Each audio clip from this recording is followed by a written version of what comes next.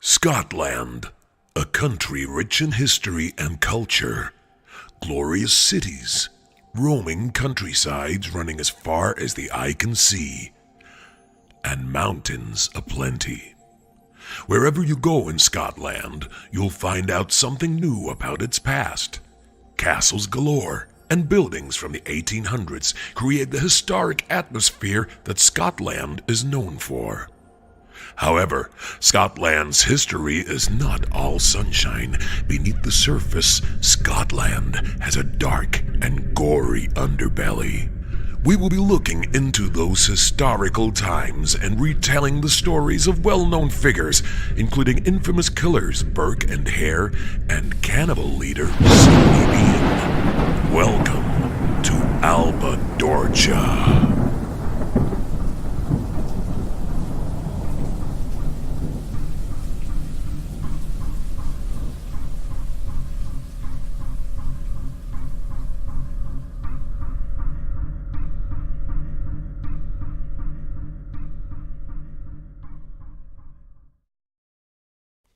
The year was 1828. Edinburgh, Scotland was leading in Europe's anatomical studies front. Under Scottish law, the only corpses allowed for these studies were that of prisoners, suicide victims, or orphans. As science developed further and advancements were made, the more need there was for cadavers. Over time, cadavers became a rarity as there were very little bodies that fell under the legal categories, and because of this, doctors began to turn to other methods to get cadavers. This is where we meet the Resurrection Men, aka Body Snatchers.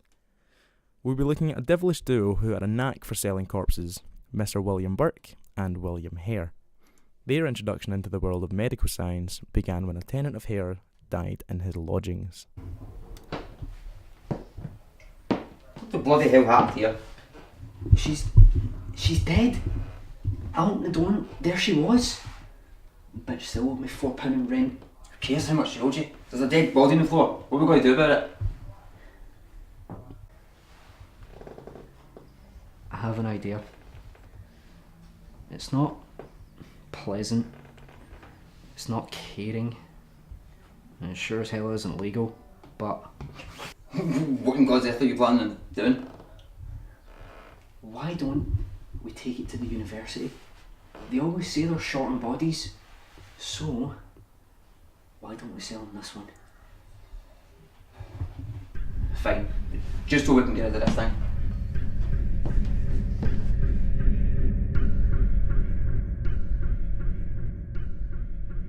The duo did exactly that. They took the body and brought it to Edinburgh University. They presented the body to Professor Robert Knox, an anatomy lecturer at the university. Pleased with what was presented, Robert Knox paid them with a very generous £7.10, which today would be worth around £500.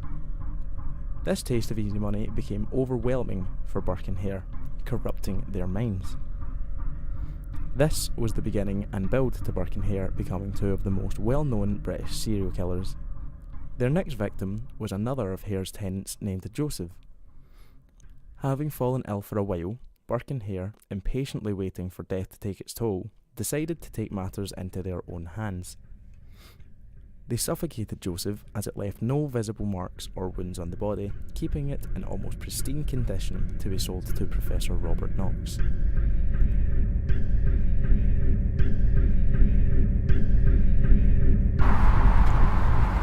Tell you what, if I knew if it was this easy to make money, I would have started this years ago. I was a bit sceptical at first, but I have to agree. I knew you'd come around eventually.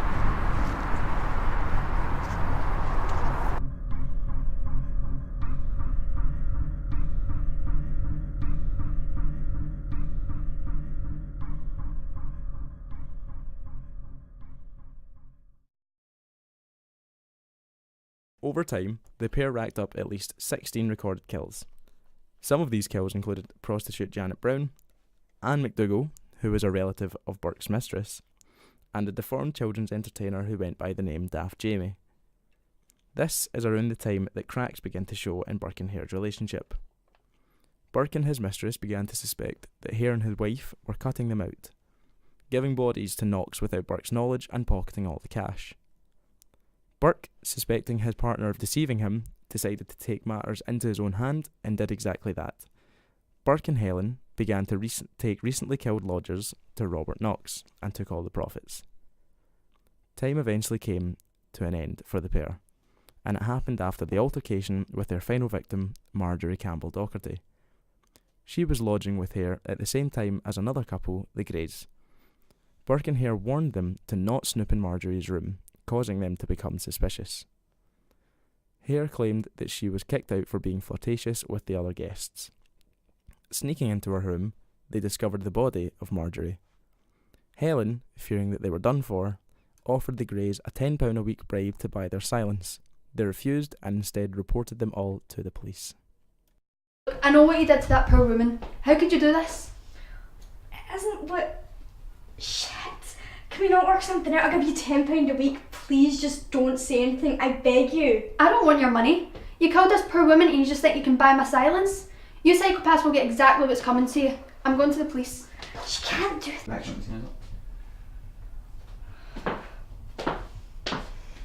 She can't do this. She can't. It'll ruin everything. Cut.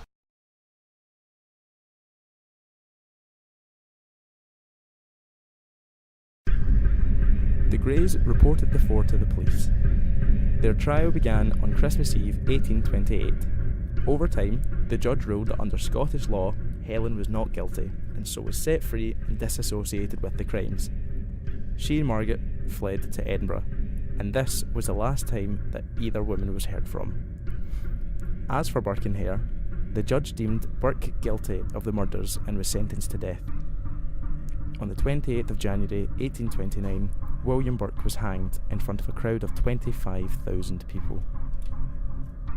Hare was set free and acquitted of the crimes. No one is exactly sure what happened to Hare after this, but there have been many rumours on his true fate. The most popular being that he was hunted by an angry mob and thrown into the lime quarry and lived as a blind beggar for the remainder of his days. There remain many more mysteries surrounding the lives of the pair, but until the day we know for certain, this is the story of William Burke and William Hare, and this has been Alba Dorcha.